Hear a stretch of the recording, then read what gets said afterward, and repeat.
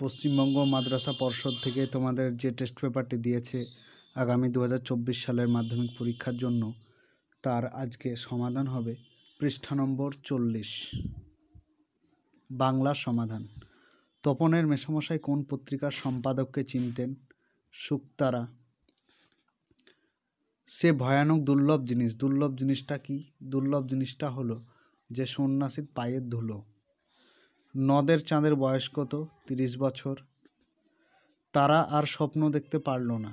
কারা স্বপ্ন দেখতে পারল না? শান্ত হলুদ দেবতারা। কালো ঘোমটার নিচে অপরিচিত ছিল। কি অপরিচিত ছিল? যে তোমার মানব রূপ। পরবর্তী প্রশ্ন, গান বাঁধবে সহস্র উপায়ে। কে গান বাঁধবে? কোকিল। হিমালয় যেন পৃথিবীর মানদণ্ড। উক্তিটি কার? উক্তিটি হলো কালিদাসের। সেন্সিটাইজড পেপারের অনুবাদ কি লিখলে ঠিক হয় বলে প্রাবন্ধিক মনে করছেন? এটা হলো সুগ্রাহী কাগজ।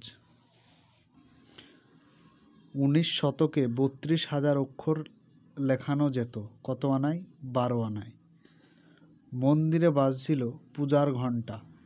নিম্নরেখ পদটি কোন কারকের উদাহরণ? এটা হচ্ছে অধিকরণ কারক। রামদাস আর প্রশ্ন করিল না। নিম্নরেখ পদটি কোন সমাস? এখানে হচ্ছে তৎপুরুষ সমাস। পরের প্রশ্ন, তোরা সব জয়ধ্বনি কর, এটি কোন বাচ্যের উদাহরণ? এটি হলো কর্তৃবাচ্যের উদাহরণ। বিভক্তি শব্দের অর্থ কি? বিভক্তি শব্দের অর্থ হলো বিভাজন।